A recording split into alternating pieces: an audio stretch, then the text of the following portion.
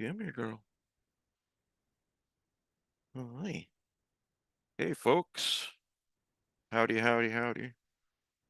This is going to be a very short one, like maybe 3 minutes, uh, because I have a bit of a kitten emergency. It's Scout. She doesn't know if she wants to go in or out. Come here, girl. Least we could do is show you to the audience. Okay, you take a little rest over there. Oh my gosh, you guys, she is so cute. Hey, Scott. Let's see who we got here. Frank, Kelly, Suzanne, Alan, Jakester, and Marianne and Kim. Yeah, Kelly, I've got a really cute kitten video that I took of Scout and Peekaboo wrestling in the backyard today. Um, and I'm sorry that I'm probably gonna have to let you guys down a little bit, but I was about to sit in my chair and start getting things ready like 10 minutes ago, right? And she's been in and out for the last hour by herself, just getting used to my office, the book house, and she loves me. I mean, she thinks I'm all that in a bag of chips. Come here, sweetie. Your public wants to see you. Okay, hang on. Sorry, guys. I'll be right back.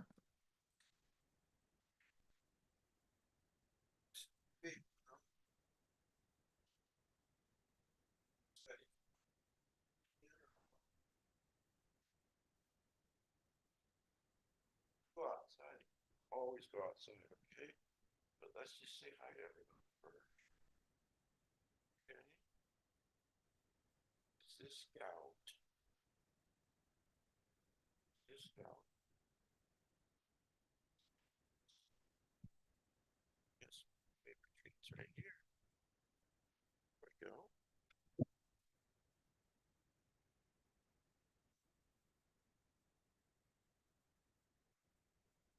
Hey, sweetie. Come here. Ah, this is not what you guys signed up for. I know. Uh, I've never heard him referred to like that, but yeah, that's pretty accurate, Alan. Um, but you see my dilemma here. She's a little, okay. All right, why don't you go outside?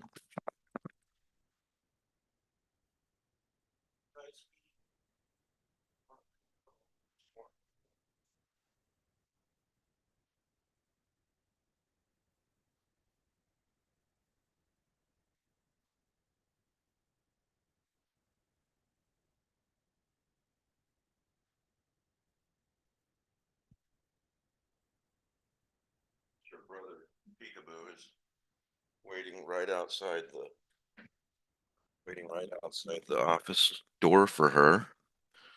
Okay, sorry about that.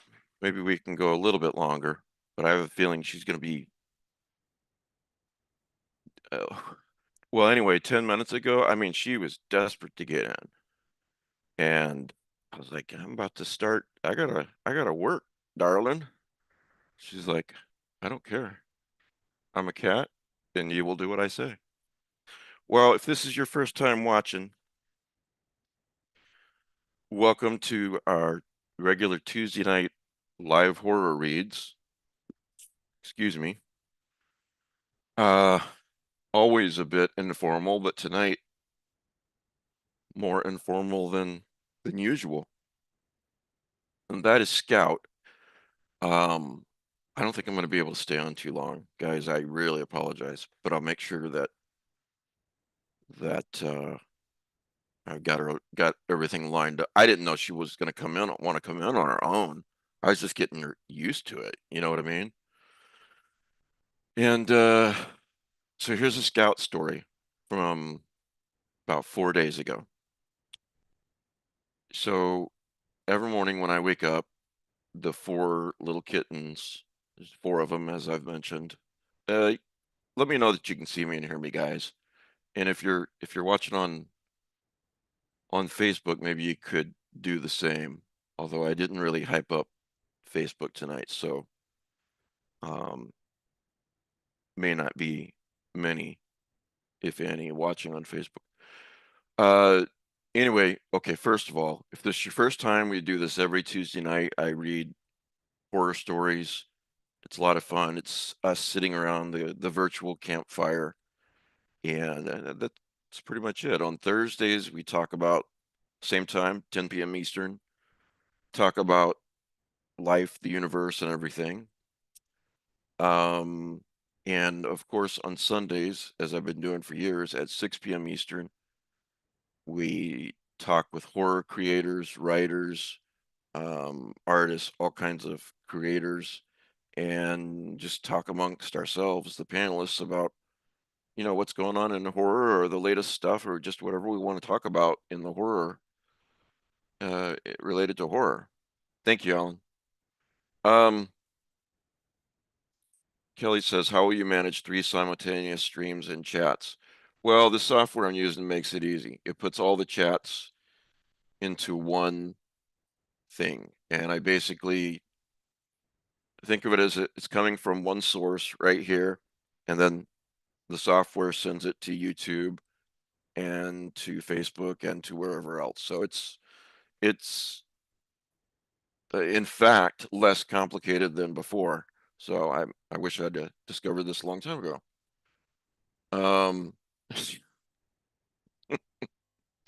Alan, only one stream is real, the rest are doppelgangers. Damn Skippy. And if you don't know which one you are, or they could be virtual, not as in the internet, but as in not existing in this reality. So I'll let you guys figure that out. So, all right, back to the scout story. And I don't think you guys will mind this. This is all about community, right? I think about you guys during the week. Always wonder what you're up to. Appreciate your support, and I really do. And appreciate this community a lot. Those aren't just words. I really mean that. Well, so every morning when I wake up, those 4 little kittens are out there going, looking up like little birds, meow meow, ready for their canned food. And I give them dry food all day long. They can munch on that whenever they want. It's good stuff. It's Friskies. But I have to take that up at night so that I'm not feeding the possums and the skunks and the raccoons. My God, the size of the raccoons around here are unreal. Thank you, Jack. I really appreciate that, man. So yeah, forgive me if tonight's shorter because I'm a little worried about her. Anyway, 3 of them were there.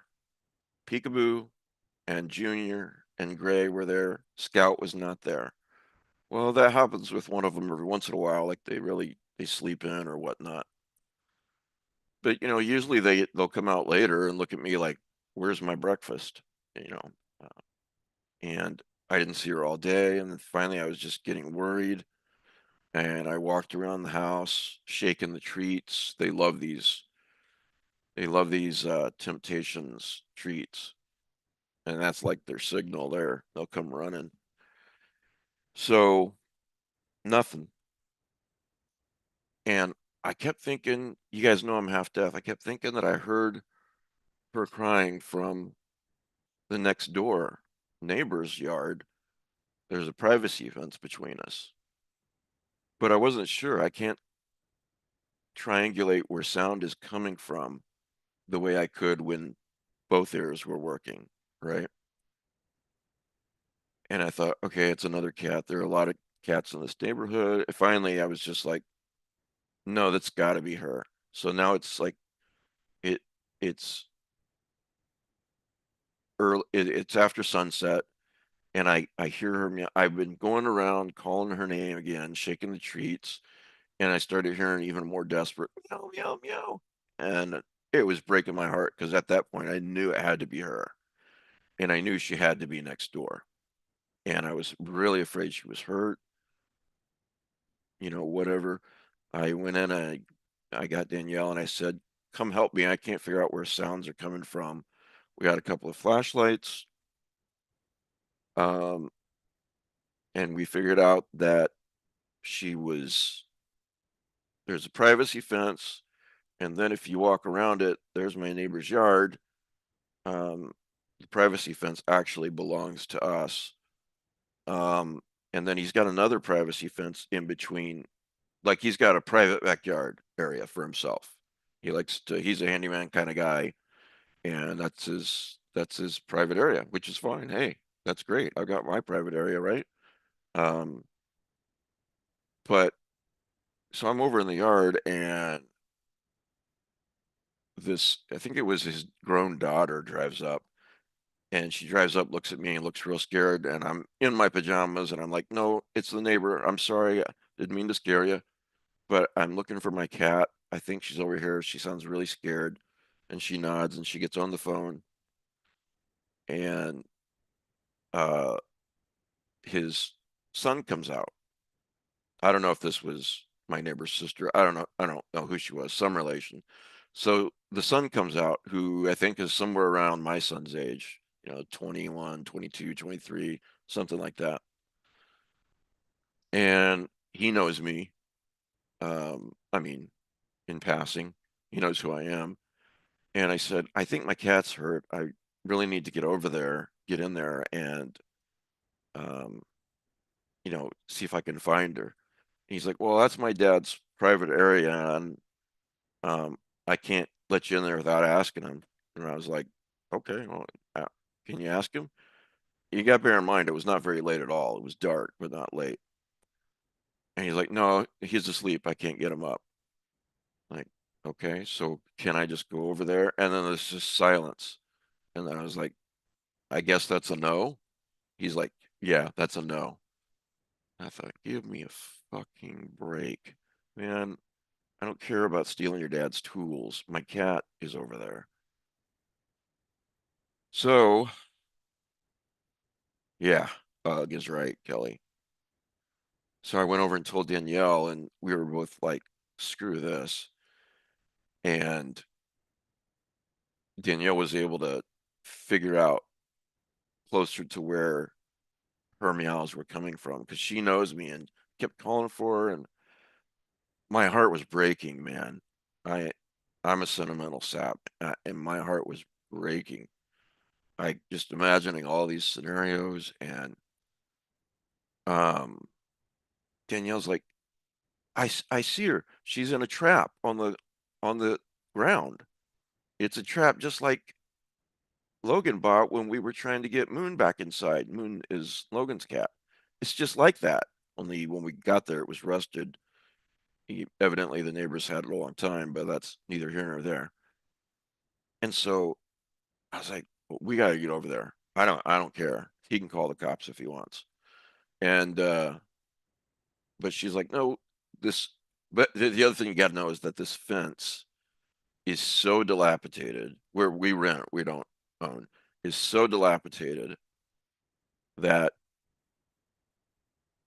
let's just say it's very dilapidated. So Danielle was like, let's pull. She went and got her hammer. She's like, let's pull a couple of these boards off.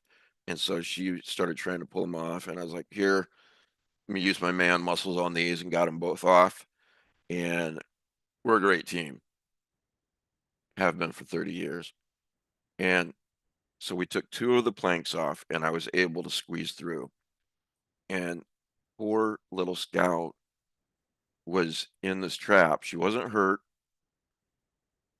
but well, that's not what she would say if you asked her. But yes, she's extremely smart. And luckily, Logan got her looks and not mine.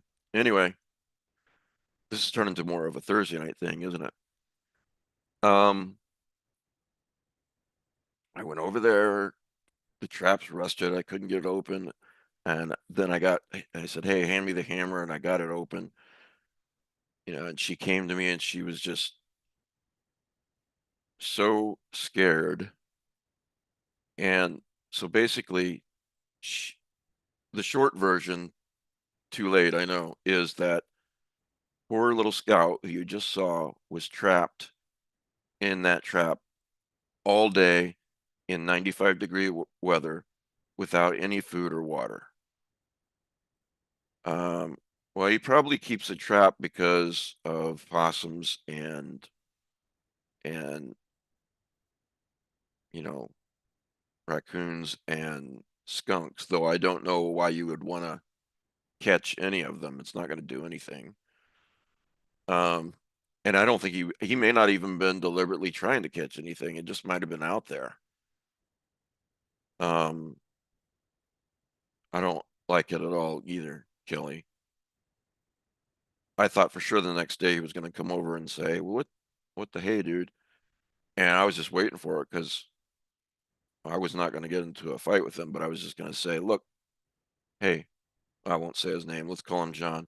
John, I was going to say, first of all, not your fence. I realize you use it for the privacy and everything, and that's great, but technically, not your fence.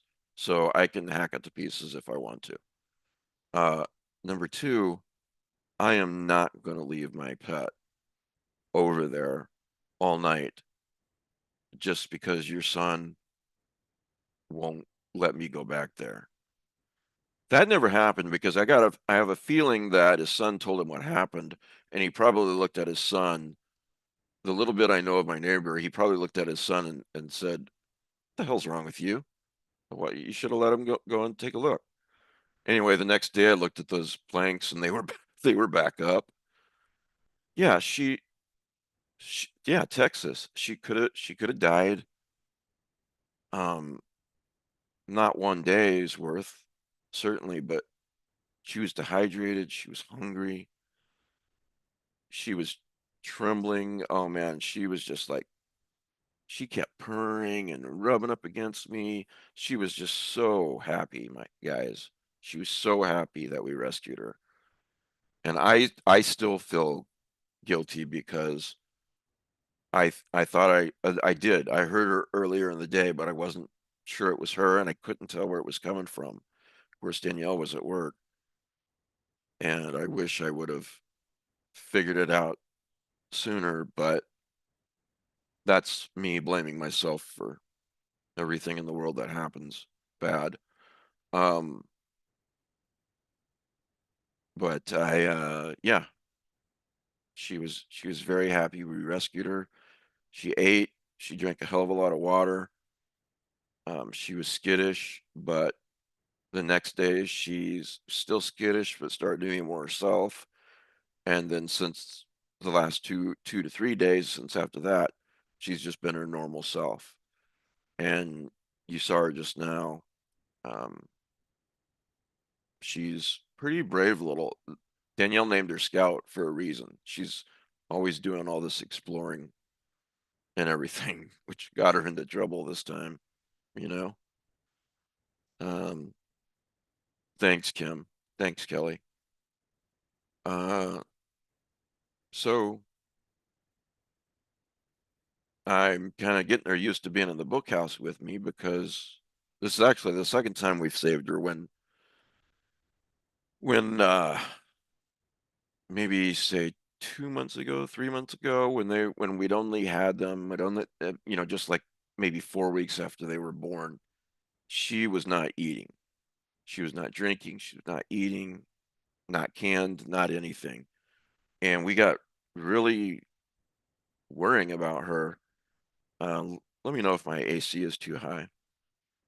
Um, thank you, Scott. Uh, if you hear all that noise, let me know, and I'll turn it down. But yeah, I we got her some special stuff. Danielle did, and I basically took her into the book house. Okay, good. This mic's pretty good, and Zoom's pretty good about weeding out stuff like that. That's why JD couldn't do his predator growl on the show on Sunday. Uh, which, by the way, I uploaded that short to this channel, to the YouTube channel, I mean. So he does a good job with the predator growl. Anyway, I kept, I would, like, for a day or two, a couple days, I should say, I just kept bringing her in and petting her, and we watched Terminator together, the first one, and then we watched the second one. She told me she prefers the first one. I told her I love them both. It's like apples and oranges, but we didn't fight about it. It's cool. Um, every once in a while when I'm out there petting her, I'll be like, "How's my little Terminator girl? You gonna come in and watch another movie with me soon?" So I've been slowly getting her used to the book house. And right, all that is to say, right before I started the night, she's desperate to get in. So I'm probably doesn't sound very logical, but I'm pretty worried about her. So I'm going to cut this short. And I'll read some creepy pasta next week. I'll probably delete these videos off Facebook, but I'll leave it on YouTube because anyone who watches it on YouTube later will understand because it's mostly my repeat viewers like you guys. Um, I was just, how can you say no to your neighbor who you know? You know, I said to him, I can hear my cat meowing. I'm really afraid that she's hurt, and I haven't been able to find her all day. You know, I mean, they don't go off the property. So I wish I was going to Portland. I'm going to talk to Gwen and Brian and see if they can get me in next year to the HP Lovecraft Film Festival. And you guys do know that they'll be streaming it later too, right? If you can't go, they'll be streaming the movie. So that'll be a lot of fun. I never miss Necronomicon, which is every 2 years in August, as you guys know. So the next one is August 2026. Um, the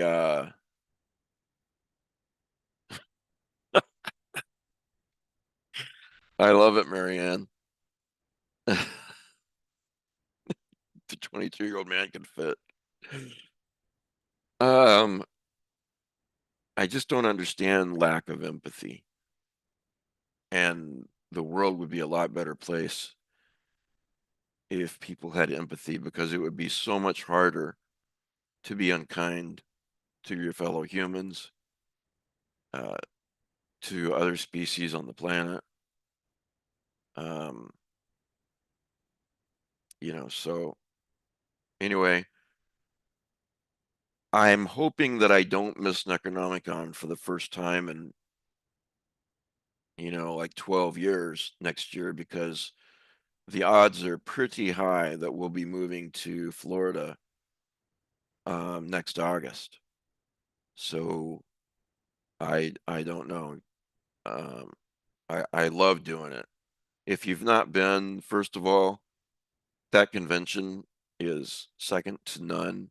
Um, I'm not comparing the film festival, that's apples and oranges too, but it's just very well put together.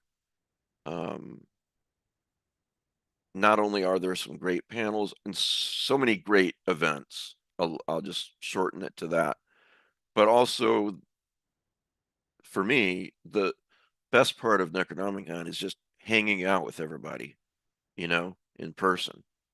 So, um, yeah, I hope I don't miss it. So, and I love seeing you guys that are able to go. Um, yeah, he's got this big ferocious dog that thankfully was inside, Alan. But yeah, if it was his dog on my property, the situation was reversed, and I would have said, "No, you can't come get your dog." He'd have been pissed. So, um, yeah, what year were you there, Kim? 2014? No, it would have been 20 because it was odd years then. Now it's even years. 2015, I bet. Yep, I was right. 2015. Yep, I thought so. 10 years. Wow. Wow, wow, wow. Um, anyway, I've got I'll save these. I had a couple, I've got some, what I think are some interesting short creepypastas for you guys, and then several that will be fun to make fun of. Scott told me he liked that last time I read creepypastas, a few months back. A couple of quotes that I've really been wanting to read from one of my favorite show. You know what? I'm gonna read these couple of these quotes, and then I'm gonna go check on Scout. So sorry it's short tonight. But these quotes are by Illyria, who is some sort of ancient god, and now she's trapped in the body of a human. And in case you haven't seen Angel, uh, I'll just leave it at that and not tell you what human she's in and how that all happened. But she has she's really well written. Um, she's not just some ancient god who's out for mayhem and destruction. I mean, she is, but she's also been around forever, so she's extremely wise.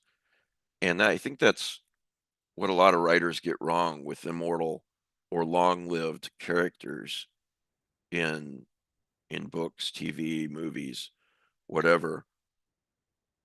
They don't take that into account, that if you've lived for 500 years, 5,000 years, 50,000 years, your perspective is going to be way different than someone who's 54 years old like me. Of course, I feel like I've been old for the last 17 years. All right, here's a quote. This one's funny. And her power is quite a bit depleted from what it was when she was in her other form.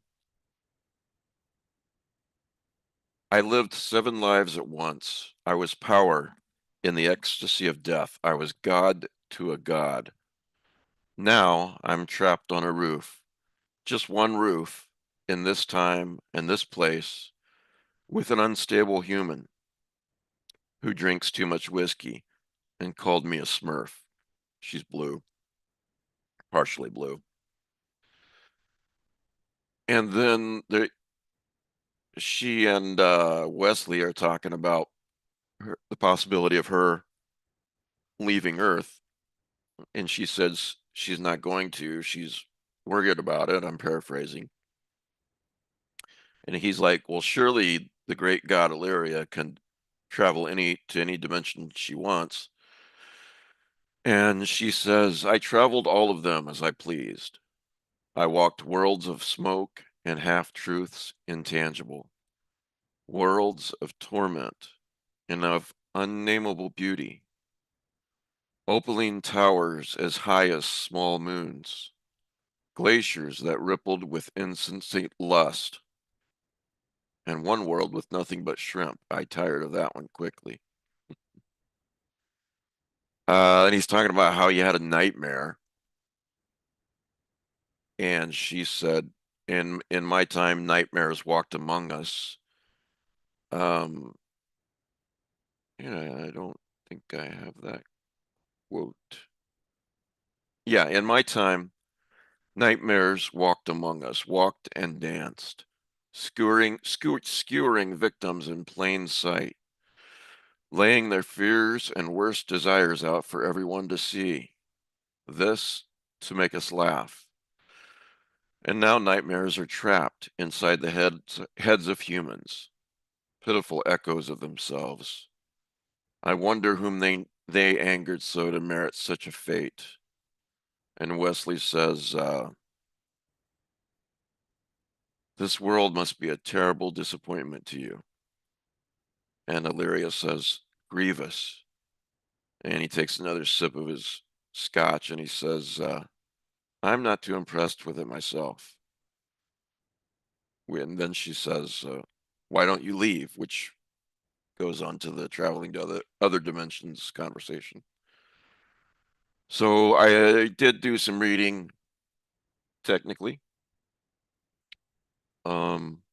I'll read some creepypasta um, next Tuesday night, and maybe one or two stories more of this. Hey, I found I think it is this edition too. There are more expensive ones, but I found some on Amazon reprints. They're not these editions. I think it is for like $6-7 if you're interested.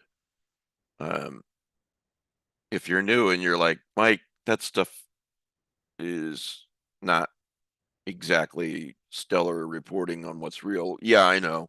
I didn't know that when I was a kid, but they're fun to read. They're fun in the way that listening to Art Bell late at night is fun. So, have I started a Discord channel yet? Have we, Alan?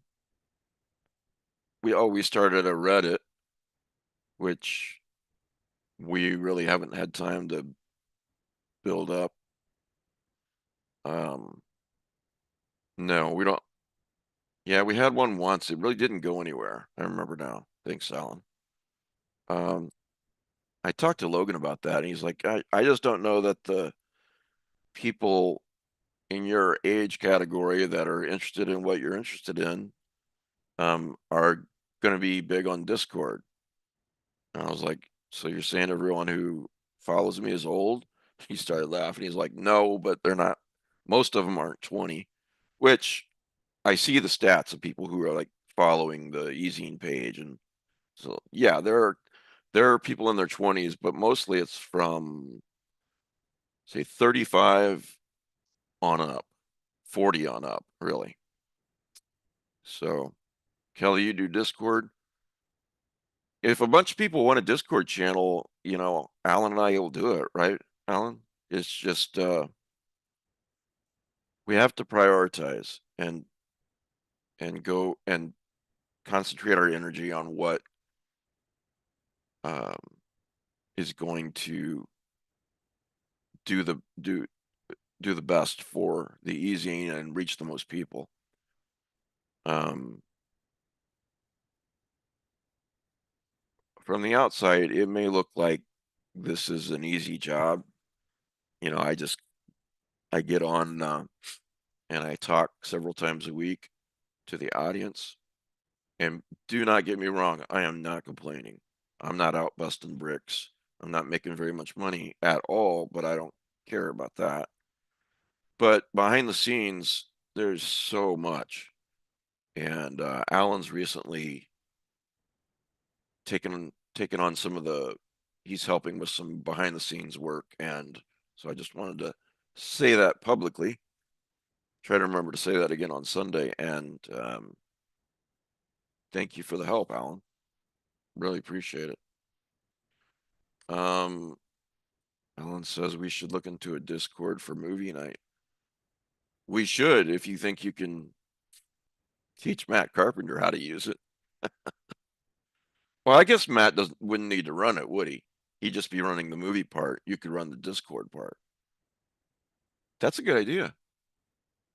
See why he's helping me, guys? All right. I'm going to sign off. Go check on my little scout girl. Thanks for bearing with me in the shortness of tonight's show, but I will see you guys Thursday night, same bat time, same bat station, 10 p.m. Eastern. And I'm glad you guys got to meet Scout. Thanks for everything, and thanks especially to the Patreons, and thanks Alan for all the help. Night, guys.